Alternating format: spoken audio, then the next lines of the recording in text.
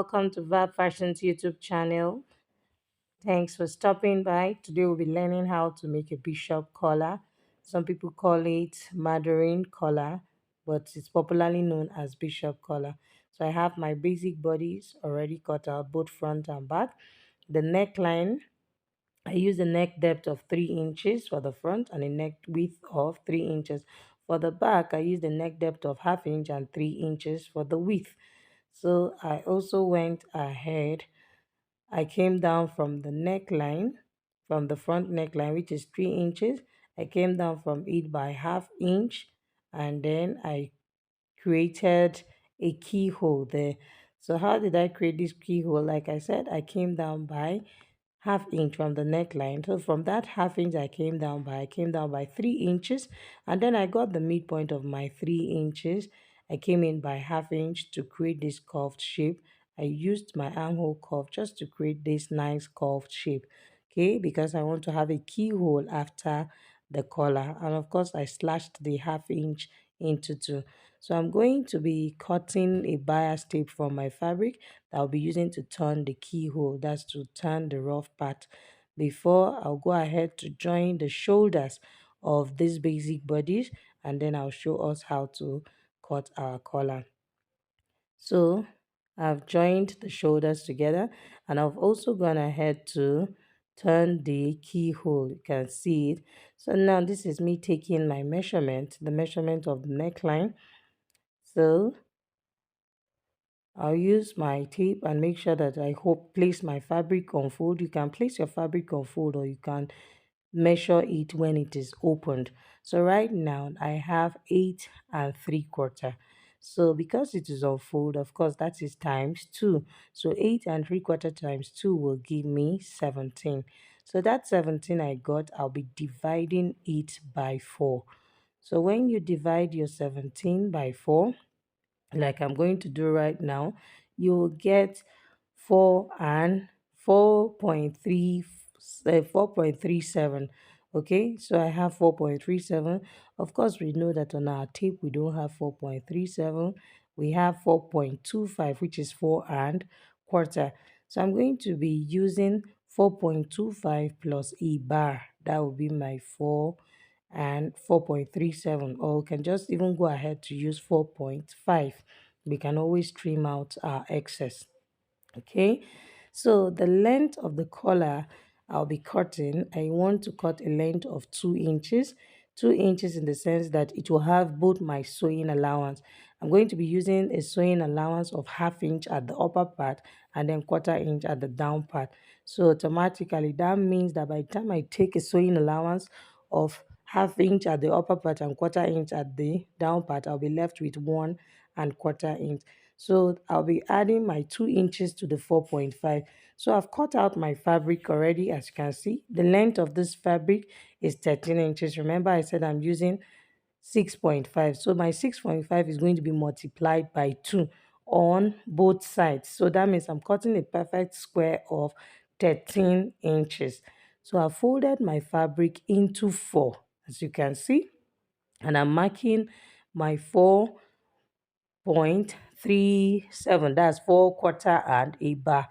So after marking that, I'll go ahead to also mark the length of the collar.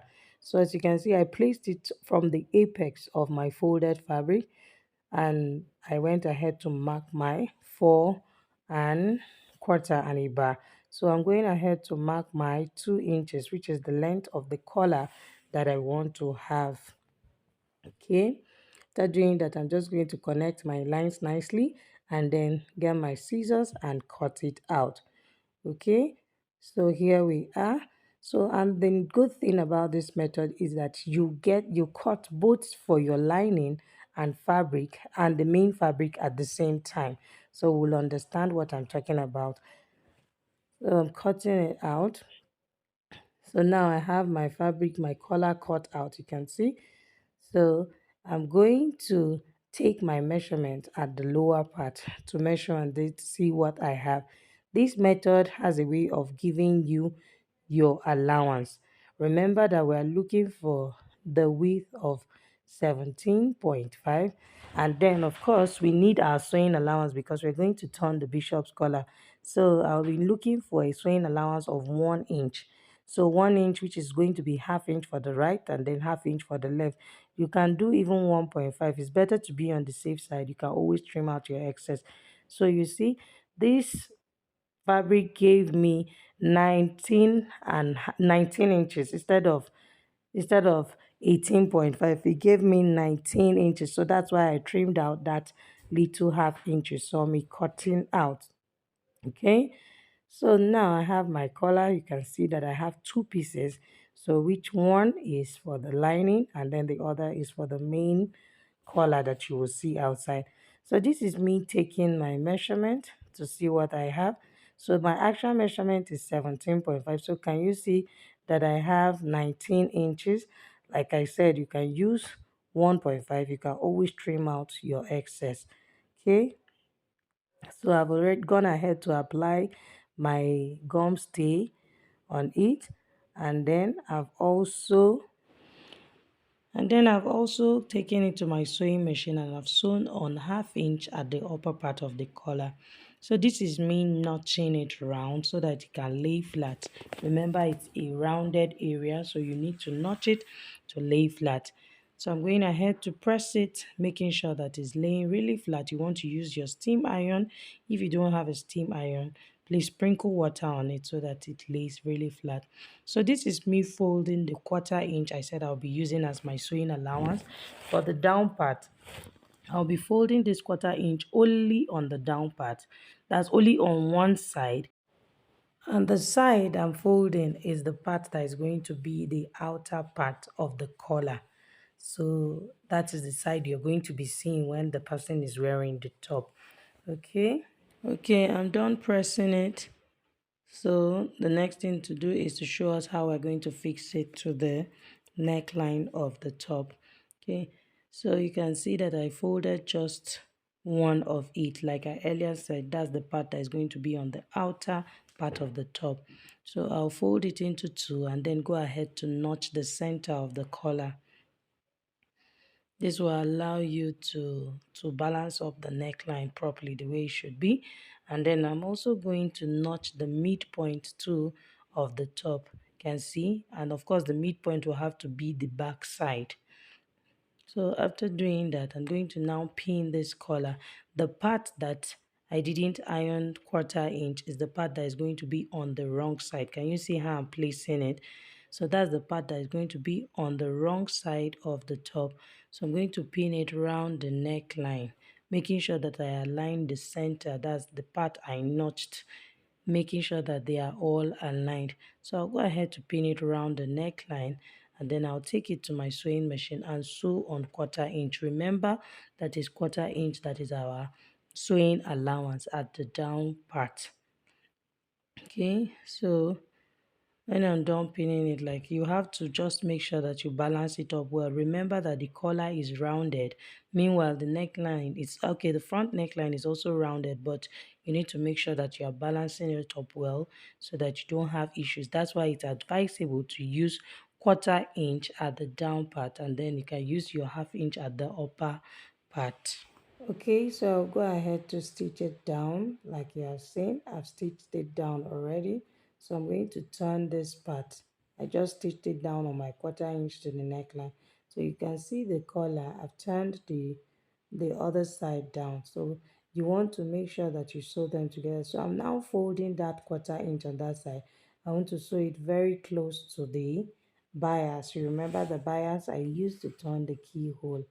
So can you see? So haven't done that. Can you see what we have? So I'm flipping it now to the right side. So that excess I have inside, I'll have to trim it out.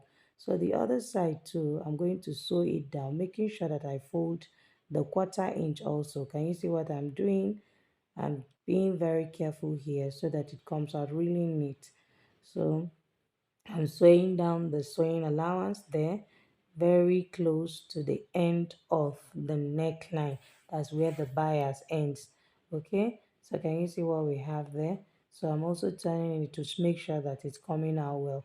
So I'll flip it out and then trim out the excess. This is to allow the collar lay really flat. Can you see? So this is what we have. So I want to tuck in the I want to tuck in my seam allowance, and then I'll top stitch it round. So this is me bringing it out now so that I can trim out the excess. And you also want to trim it diagonally at that shape. So can you see now that it's coming out sharper? I'll also do the same thing for the other side. Okay, so I'll go ahead to pin down the collar. Can you see how I pushed in? I'm emphasizing on it because I want us to get it right. Can you see how I pushed the seam allowance into the collar? That's, I tucked it in. I tucked it in, making sure that there are no rough edges. You don't even want your stitches, that's the stitch inside, to show outside when you top stitch the outer part of the collar. So at the other side too, I'm going to go ahead and push it out well. Okay, so now I've pinned down my collar, as you can see. So I'm going to be stitching down this collar. On this side, I'll just stitch down like 3 to 4 inches from the left. You can call it the left or the right, but what I'm saying is that one side you stitch 3 to 4 inches down before you turn it to the other side, and then stitch all the way to the this side. This is because you don't want the collar being longer than the other side, so you just want to be very careful around this part. So I'm going to stitch it down with 3 to 4 inches, and then I'll turn it to the other side and sew it. Okay, if you have watched to this point, please kindly subscribe to my channel, like this video, share it, send in your questions, suggestions on how I can do better, or things you want to see me post on this channel. Thank you for watching. Help in growing this channel by subscribing, commenting, and liking. Thank you very much.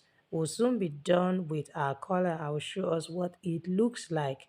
Okay, so this is me making sure that I'm pressing it well, and then I've gone ahead to fix my sleeve. So this is what our collar looks like. Can you see how beautiful it's looking on the mannequin? If you want to see a tutorial on how I made this beautiful skirt that the mannequin is wearing, I'm going to be dropping the link in the comments in the description box so that you can go ahead and check it out. Thank you for watching.